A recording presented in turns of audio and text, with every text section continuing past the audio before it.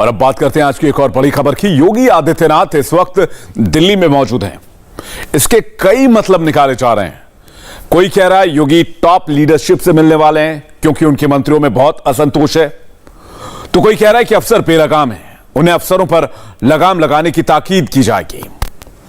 योगी मोदी से मिलेंगे, अमित शाह से मिलेंगे या जेपी नड्डा से मिलेंगे, कोई नहीं जानता, मगर सबको पता है योगी बागियों को ठंडा करने का आर्ट खूब जानते हैं। योगी दिल्ली में आकर क्या करेंगे उससे पहले यह जानना जरूरी है कि योगी आजकल क्या कर रहे हैं। पीएम मोदी उनके मुरीद क्यों रहते हैं, देखिए इस रिपोर्ट में। जरा हाथ ऊपर करके बताओ, याद रखोगे? पक्का याद रखोगे? बार बार लोगों को बताओगे? तो याद रखिए, जिस यूपी में सरयू नहर परियोजना का पूरा होने में 40 साल लगे, जिस यूपी में गोरखपुर फर्टिलाइजर प्लांट 30 साल से बंद पड़ा था, जिस यूपी में अर्जुन डैम परियोजना को पूरा होने में 12 साल लगे, जिस यूपी में अमेठी राइफल कारखाना सिर्फ एक बोर्ड लगा करके पड़ा हुआ था, जिस यूपी में रायबरेली रेल कोच फैक्ट्री डिब्बे नहीं बनाती थी, सिर्फ डब्बों का रंग रोगान करके काम चला रही थी, उस यूपी में अब इंफ्रास्ट्रक्चर पर इतनी गंभीरता से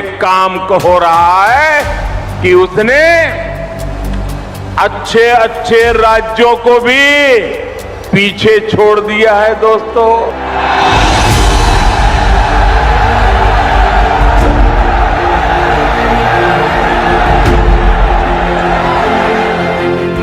मोदी की महिमा तो सब गाते हैं, मगर मोदी अपनी ज़बानी यूपी की विकास कथा सुनाते हैं।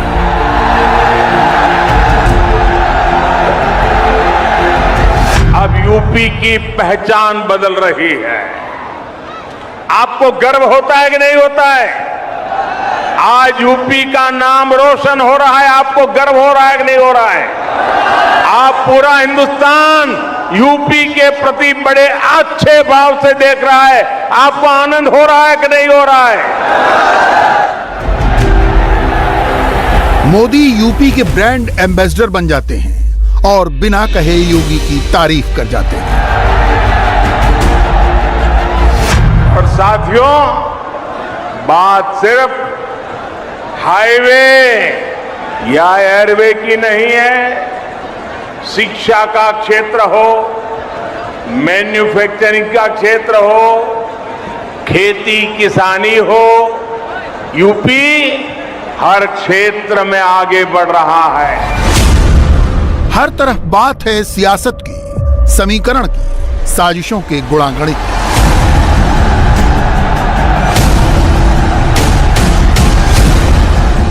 मगर योगी के पास बात है बड़े लक्ष्य की, बड़े विजन की। मोदी सिर्फ इसलिए यूपी की बात नहीं करते कि वो सांसद हैं काशी के। मोदी इसलिए भी बार बार यूपी आते हैं, बार बार यूपी की उड़ान का जिक्र छेड़ते हैं, क्योंकि वो मुरीद हैं योगी के। मोदी यूं ही किसी के मुरीद नहीं होते, इसकी एक बड़ी वजह है। योगी के एक हाथ में भगवा झंडा है, दूसरे हाथ में मोदी वाला विकास का एजेंडा है। योगी ने पहली ही पारी में साबित किया कि उनका विजन बड़ा है। योगी ओछी राजनीति से ऊपर उठकर जीरो टॉलरेंस पर यकीन रखते हैं, जनता से सीधे संवाद करते हैं। योगी 2 में वो दो टूक बात करते हैं। इस वक्त उनके एजेंडे पर सबसे ऊपर है जल, यानी नदियां, पोखर, तालाब और कुएं। पानी को बचाना है। भूजल सप्ताह के समापन पर नदियों पर बोलते योगी कृषि और ऋषि को जोड़ देते हैं। भारत ने देश के अंदर नदियों की पवित्रता की जब बात की तो उसको मां जैसा पवित्र भाव दिया और गंगा मैया के रूप में हमने भारत की सबसे पवित्र नदी को मान्यता दी। को मान्यता देने के साथ ही आप जाते होंगे गांवों में, अनेक गांवों में जब मैं जाता हूं मैं देखता हूं वहां की गांव की छोटी सी नदी, कोई छोटा सा नाला है, लेकिन गांव के लोग उसी पवित्र भाव के साथ गांव की गंगा कहकर के उसे संबोधित करते हैं। गंगा भारत की इस पवित्र धारा जो भारत के अंदर भारत की ऋषि और कृषि दोनों परंपराओं के संवर्धन में अपना योगदान दी है, वह गंगा है। और गंगा का पवित्र नाम देकर के लोग जल संरक्षण के लिए अपनी प्रतिबद्धता को और उसकी पवित्रता को बनाए रखने के लिए सदैव कृतसंकल्पित रहे। अगर आपको लगता है कि ये सीएम योगी का संतों की शैली में दिया प्रवचन है तो ये आपका मुगालता है। योगी ने दूसरी पारी में जल संरक्षण के लिए सचमुच जमीन पर काम किया है। जब जलाशय सूख रहे हों, नदियां सूखने की कगार पर हों, पानी के लिए वर्ल्ड वॉर तक के नैरेटिव हवा में तैर रहे हों, तब योगी की कामयाबी की हार्ड कॉपी चौंकाने वाली है। पीएम मोदी की नमामि गंगे योजना को विस्तार देते हुए गंगा और उसकी 10 सहायक नदियों पर खास ध्यान दिया जा रहा है। गोमती नदी की सूख चुकी 19 सहायक नदियों को जीवन देने का काम हो चुका है। 46 नदियों में से 25 में कचरे का प्रवाह रोकने का इंतजाम पूरा कर लिया गया है। 19 और नदियों में कचरे रोकने का काम पूरे रफ्तार पर चल रहा है। योगी सरकार का नारा सीवर पॉइंट बनेंगे सेल्फी पॉइंट खूब पॉपुलर हुआ है। काशी की गंगा में फिर से गैंजेटिक डॉल्फिन दिखने लगी है। नमामि गंगे के तहत पौराणिक नदियों के पुनरुद्धार का काम भी जारी है। बिजनौर में लुप्त हो चुकी मालिनी नदी का रिवाइवल प्रोजेक्ट जोर शोर से जारी है। सूखे तालाबों को जीवित कर उनके किनारे ग्राम वन बनाए जा रहे हैं, जबकि सूखते कुएं रिचार्जिंग वेल के रूप में विकसित हो रहे हैं। इन पर बोलते हुए योगी पूरे कन्विक्शन के साथ एहसास कराते हैं, करने से ही होगा, सरकारी फैसले और आदेश से नहीं। मुझे प्रसन्नता है कि प्रदेश के अंदर अमृत सरोवर बनाने की प्रक्रिया तेजी के साथ आगे बढ़ी है और हम लोगों ने अब तक कई अमृत सरोवर उत्तर प्रदेश के अंदर बनाने में सफलता भी प्राप्त की है। ग्रामीण हो या शहरी क्षेत्र, दोनों में कार्य स्वतःस्फूर्त भाव के साथ होता हुआ दिखाई दिया। प्रदेश सरकार ने रेन वाटर हार्वेस्टिंग के लिए एक विशेष व्यवस्था दी। शहरी क्षेत्रों में अगर एक निश्चित क्षेत्रफल से बड़े आवास अगर बनाने हैं या कोई भी सरकारी भवन बनाना हो तो रेन वाटर हार्वेस्टिंग की अनिवार्यता उसके लिए अनिवार्य कर दी गई। उत्तर प्रदेश यद्यपि प्रकृति और परमात्मा की कृपा से अत्यंत उर्वरा भूमि रखता है, और उर्वरा उत्तर प्रदेश की भूमि इसलिए है क्योंकि हमारे पास पर्याप्त मात्रा में जल संसाधन है। हमारे पास ग्राउंड वाटर भी है, हमारे पास सरफेस वाटर भी है। लेकिन जिस तेजी के साथ आबादी बढ़ी और जिस तेजी के साथ औद्योगिकीकरण हुआ और भूगर्भीय जल का दोहन हुआ, उस अनुपात में भूगर्भीय जल के संरक्षण और उसके संवर्धन के लिए जो कदम उठाए जाने चाहिए थे, बीच के कालखंड में उसमें बरती गई लापरवाही का खामियाजा भुगतना पड़ा और उसका परिणाम था कि अनेक विकासखंड अतिदोहित की श्रेणी में आकर के डार्क जोन की श्रेणी में चले गए थे। आज उन्हें धीरे धीरे करके फिर सामान्य स्थिति में लाने की कार्रवाई की जा रही है। योगी का विजन बड़ा है।